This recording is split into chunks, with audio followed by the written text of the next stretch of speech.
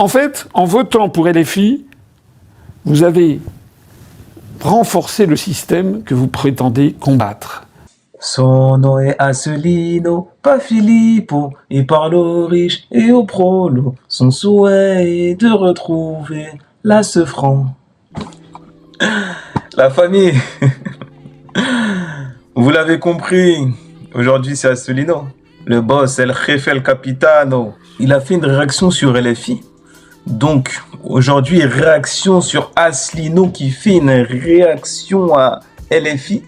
Donc moi, vous le savez, la famille, hein, aujourd'hui, au jour d'aujourd'hui, si on me demande de voter, là, tout de suite, là, c'est tout de suite, là, on m'appelle, ouais, le naïf, tu dois aller voter. Asselino, c'est pas une pensée, je répète, c'est pas une pensée qui est figée. Je déteste le soutien inconditionnel. Donc, si je dois changer, si je dois être convaincu sincèrement par d'autres personnes, eh ben, j'irai voter d'autres personnes. Maintenant, il y a un petit problème. Moi, Asselino, je ne demande qu'à ce qu'il soit contredit par d'autres personnes. Mais le problème, c'est que personne ne veut lui parler. Personne ne veut lui accorder une place dans les médias. Personne ne veut lui laisser la parole dans les médias. Parce que moi, je rêverais d'un débat Mélenchon-Asselino, par exemple. Voilà quoi, tu vois. Asselino qui soit mis en difficulté, qu'il ait du mal à répondre, afin que moi je puisse encore plus me faire mon avis. Voilà, il n'y a pas de soutien, il n'y a pas de soutien de fans, tu vois. Il n'y a pas de soutien de fans. Moi, je veux savoir ce qu'il propose, je veux savoir les limites. Il a des très bonnes idées. Maintenant, ces idées-là, je veux en connaître les limites. Je veux en connaître, je veux des gens qui débattent, tu vois. Je veux de la castagne. Mais malheureusement, on m'offre pas ça. On m'offre pas ça et je pense qu'on est beaucoup à vouloir ça, mais on ne peut pas. Ça veut dire que là, au jour d'aujourd'hui, on est tous là à kiffer le discours d'Asselino. Enfin, on est beaucoup à apprécier son discours. Je vais vous dire la vérité, moi je suis en mode, c'est bien beau tout ça, mais besoin d'un putain de débat, quoi. Bref, donc là, il a fait une petite réaction. Après, ça enlève pas toute la pertinence de ses propos, hein. Quelqu'un hyper cultivé. D'ailleurs, je parlais de taux d'objectivité. Ça, c'est un truc que j'ai envie de mettre dans mes vidéos. À chaque fois que je parlerai d'un homme politique ou même d'un homme médiatique, hein, j'exprimerai le taux d'objectivité, un peu comme un Pokédex. Et le taux d'objectivité d'Asselino, il est élevé. On va pas se mentir, il est élevé. Parce que lui, il n'hésite pas à dire ce qui est bien, ce qui est pas bien, même si ça le déplaît, même si ça va pas dans ses intérêts électoraux. Il peut encenser LFI comme il peut les détruire. Il peut encenser Le Pen comme il peut la détruire. On rappelle que c'est le seul qui a parlé de Dieudonné, hein. Donc là, juste là, déjà, son taux d'objectivité, il est monté très haut. C'est le seul, la famille. C'est vraiment le seul. J'ai vu aucun politique parler de l'affaire Dieudonné. Mélenchon, non. Le Pen, non. Zemmour, Zemmour. Donc voilà, et ça, parmi d'autres, hein, le fait de parler de Rothschild, de Ariane, le fait de parler de la potentielle ingérence d'Israël dans le dossier Epstein. Tu vois, il y a personne qui a parlé de ça, personne, mais vraiment personne, la famille. Filippo, non. Nicolas Dupont-Aignan, non, personne. Donc ça, forcément, ça monte encore plus son taux d'objectivité. Bref.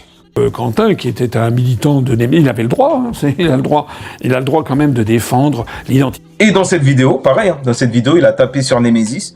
Il a dit les termes, hein, même. En vrai de vrai, pour moi, il a dit les termes sur Némésis. Et il a tapé aussi sur LFI. Tu vois, moi, c'est ça que j'attends d'un homme politique, en fait. C'est de pas me dire ce que je veux entendre. C'est de dire la vérité. En tout cas, d'essayer de dire ce qu'il pense être la vérité, tu vois. Moi, je veux pas que l'homme politique, il m'arrange, il me fait les yeux doux. Je veux pas de ça. Je veux qu'il me tape dessus quand j'ai fait des bêtises. La direction de la chaîne. Je dis, ah bon, qui est-ce qui... Il m'avait dit, n'oubliez pas également le SDJ, les syndicats des journalistes, c'est-à-dire un syndicat de journalistes qui sont dans toute une série de médias, en particulier dans la sphère publique, et qui sont infiltrés justement par des gens de chez LFI, et qui font en sorte, qui font pression pour que je ne sois jamais invité. C'est-à-dire qu'il n'y a pas uniquement que les multimilliardaires qui m'interdisent d'avoir accès à leurs antennes. Il y a aussi, notamment dans l'audiovisuel public, il y a aussi Alors déjà des directives venues de l'Élysée probablement, mais aussi des syndicats des journalistes. Voilà. Alors, je ne sais pas si c'est vrai concernant LFI, mais ce serait même pas étonnant. Parce que LFI, c'est quand même une gauche radicale. Et pour LFI, Asselineau, c'est un mec d'extrême droite. C'est le pote à Jean-Marie Le Pen.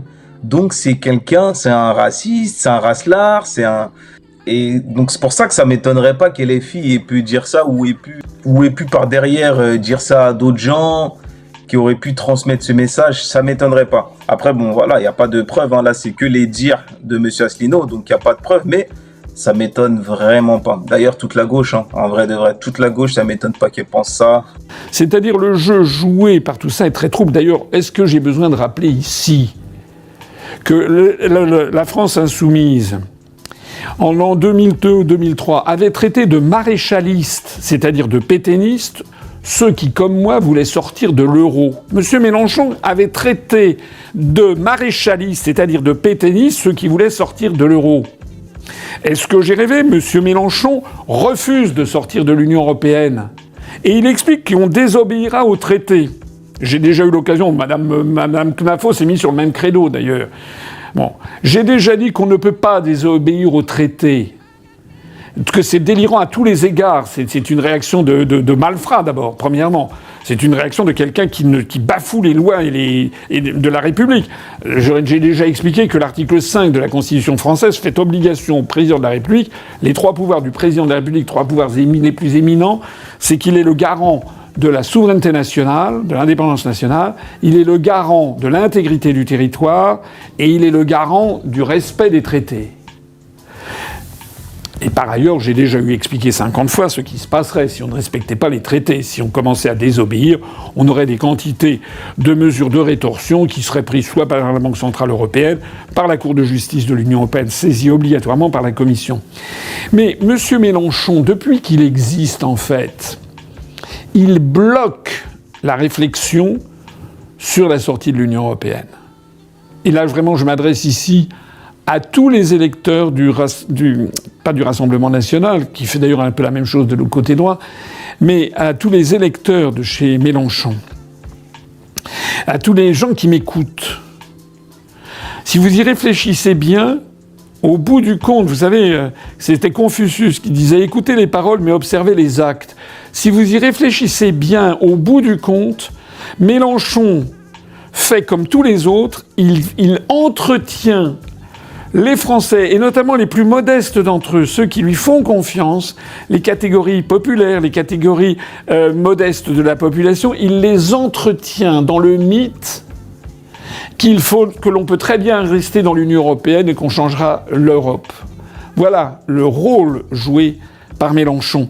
Il joue un rôle qui est de neutraliser, maintenant il est en passe de remplacer le Front National comme étant le mauvais objet, hein, pour parler en termes psychanalytiques, c'est-à-dire qu'il est en train maintenant de neutraliser une vingtaine de pourcents dans l'ultra-gauche, avec par ailleurs des liens avec des mouvements comme les Frères musulmans qui sont quand même problématiques, c'est le moins que l'on puisse dire.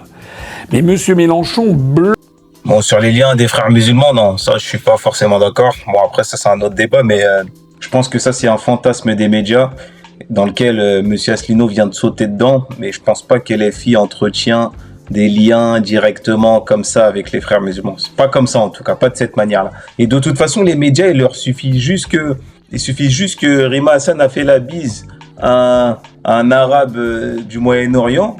Ça leur suffit à dire que LFI a de la complaisance avec les Frères musulmans. Donc non, sur ça, je suis pas forcément d'accord. J'ai déjà eu l'occasion de le dire. L'année dernière et l'année d'avant, après les européennes de 2024, j'ai rencontré beaucoup de gens dans la rue qui me disaient « Ah, vous êtes formidables, vos analyses sont parfaites sur l'Europe, etc. » Je vous l'ai déjà dit. Quand je demandais aux personnes qui venaient me voir, je n'allais pas chercher la population, les gens qui venaient me voir, qui me disaient ça, je leur demandais systématiquement « Avez-vous voté pour moi et pour la liste de l'UPR aux européennes ?» Et comme je vous l'ai déjà dit, sur 10 personnes qui venaient me voir, il y en a 8 à 9 qui me disaient non.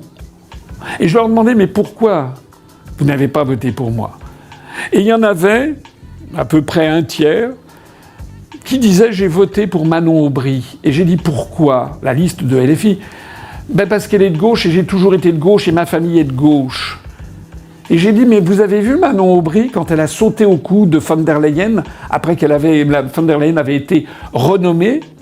Vous avez vu le LFI qui, au moment où il s'agit de censurer Mme von der Leyen au Parlement européen, se met aux abonnés absents systématiquement ?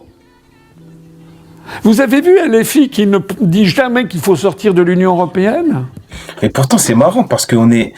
Enfin, je sais pas. Peut-être que... Je sais pas si en France, on est tous d'accord. Non, je pense pas qu'on soit tous d'accord pour... Enfin, en tout cas, on est tous d'accord qu'il y a un problème, là. Il y a un problème européen, quand même. Le fait que, déjà, par rapport au Mercosur...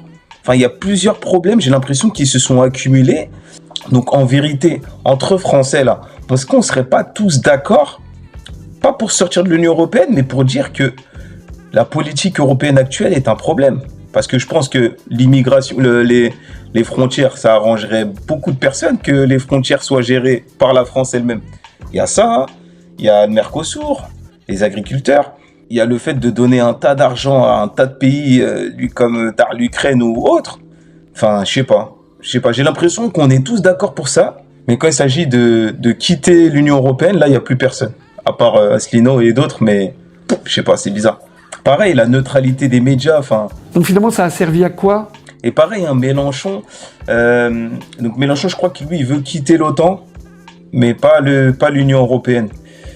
Après, faut voir, tu vois, parce que apparemment, ça s'accompagne de grosses difficultés. Et ce serait intéressant de se pencher sur les difficultés qu'on va traverser, du coup, si on quitte l'Europe.